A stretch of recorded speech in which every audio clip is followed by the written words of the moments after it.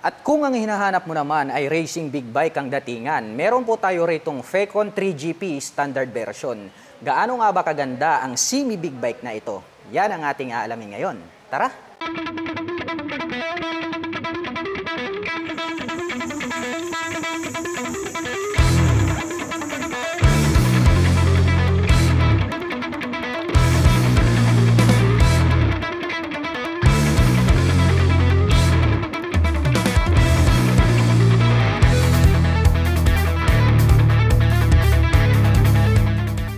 Ito naman po ang kanilang Fecon 3GP standard version. Ito po ay isang semi-big bike category. Ang ganda rin at napakalupit din pala nitong kanyang pagkakadisenyo, no? Ito pong kanyang headlight dito sa harap, napakahaba po.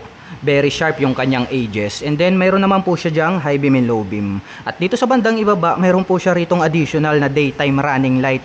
Maganda rin, no? Parang check yung kanyang pagkakadisenyo. At nagkaroon pa siya rito ng mga air ventilation. At dito po sa gitna, napakaganda rin, nagkaroon ng aim shape dito na parang butas, no? Nahahawig po talaga siya dun sa mga racing big bike edition. Malupit din at maangas nitong kanyang dating. Dito sa bandang itaas, mayroon po siyang minimal decal dito na silver and then black color. Sa kabila naman po, may nakalagay naman po rito na FKM in black color along with silver na minimal decal. At dito po sa bandang itaas, ito po mismo yung kanyang pinaka windshield or yung kanyang visor. Black naman po yung kanyang color.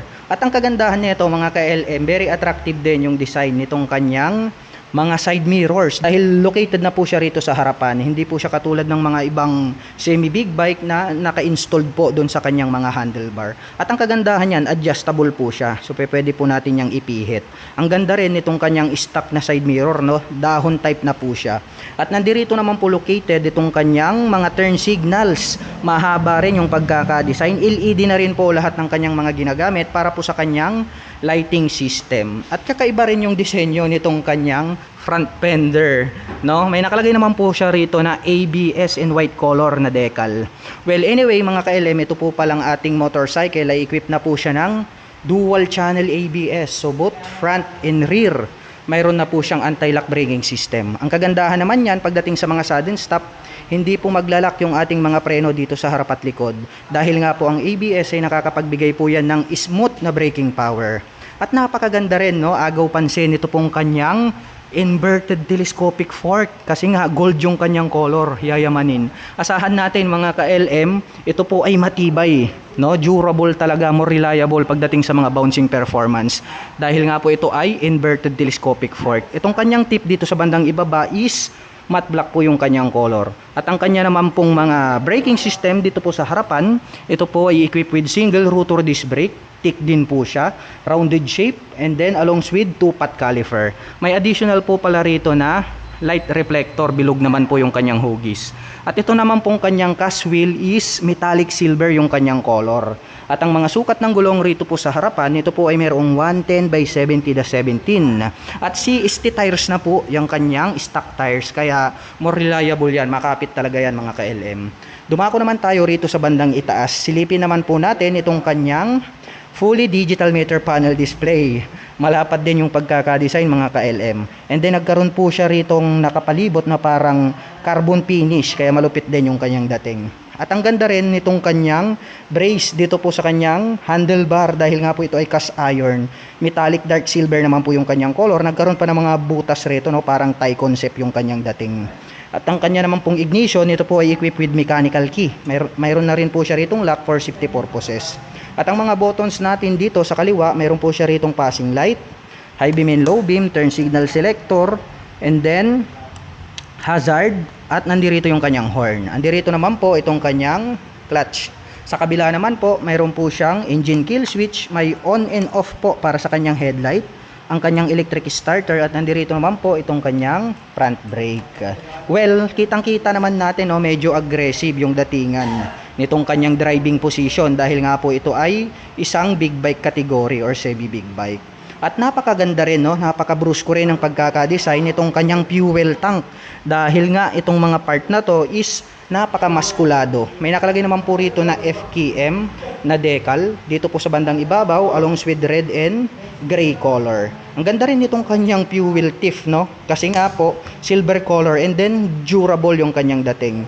Anyway mga ka-LM, ito po pala ay mayroong fuel tank capacity na 17 liters. Napakalaki, no? Mabangis. Talagang ideal po siya pang long rides purposes. Silipin naman natin itong kanyang pairings dito sa bandang ibaba dahil nga very muscular yung kanyang pagkaka-design. Nagkaroon siya rito ng windlet, no? Parang pins. May butas po rito sa bandang gitna na kung saan ay pwedeng maglaro yung hangin. Two-tone color combination. Nagkaroon pa po pala ng touch ng carbon dito banda sa may bandang itaas. And then tong partition na to, matte black along with glossy red. May nakalagay naman po rito na FKM in black color, lining na silver, black and then dark gray. At sa bandang ibaba may nakalagay po rito na 3GP yung kanyang model name. At very pointed din itong pagkaka-design nitong kanyang engine extension cover. Dito sa bandang harapan, nagkaroon po siya ng fins dito. So maporma rin po yung kanyang dating. At mayroon din po siya pala ritong additional na carbon finish. Nakakonect po siya rito banda sa may gitna. At ito naman pong kanyang engine is silver color naman po siya na dark. And then may naka-intact naman po dito na FKM yung kanyang brand name. Anyway mga ka-LM, ito po pala ay mayroong 300 cubic centimeter engine displacement.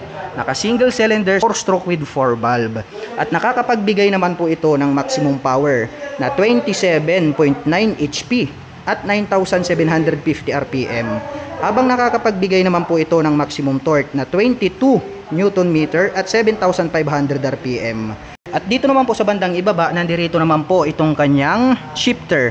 At ito po ay equipped with 6-speed manual transmission. Ang ganda rin no nitong kanyang integrated na pillion step para sa ating rider. Para po siyang nakaset up, no, parang Thai concept yung kanyang dating. At nandirito naman po itong kanyang very durable na side stand. Napakakapal kasi. At the same time cast iron, so hindi po siya nagrarust. At dito sa bandang gitna, ito pong kanyang side cover dito, may minimal decal na black, gray and then dark gray. And then ito pong kanyang side cover, mayroon pong susian rito. So siguro ito po yung kanyang bukasan para po rito sa kanyang upuan. Dahil nga mayroong maliit na compartment dyan na kung saan ay pwede po nating paglagyan ng mga papers. At ang atin pong Fecon 3GP standard version ay mayroon pong 785mm na seat height. Ngayon naman ay susubukan nating sakyan para malaman natin kung gaano nga ba ito kataas.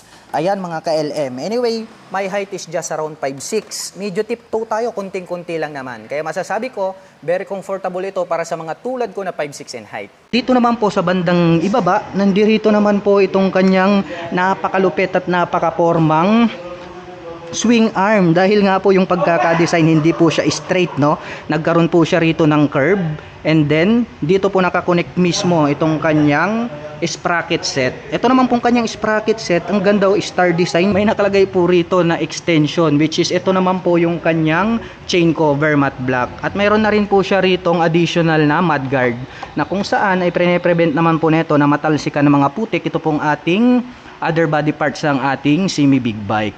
At pagdating naman po sa kanyang rear suspension, ito po ay equipped with monoshock absorber. Napakakapal ng kanyang coil spring na glossy white. Well, nakakapagbigay naman po yan ng more reliable na bouncing performance dahil nga po nasa middle yung kanyang rear shock absorber. At mapunta naman tayo rito sa bandang itaas. Itong pagkaka-design nitong kanyang pairings dito po sa bandang upuan is para po siyang jet plane, no? Makikita natin ganito talaga yung pagkaka-design ng mga semi big bike or yung mga pang racing na edition. At nandirito naman po sa bandang itaas itong kanyang upuan. Ang ganda rin, no? Parang diamond shape. Malambot yung comfortability nandirito. May additional pang belt dito na pwedeng hawakan ng ating back rider. At ito naman pong upuan ng ating rider.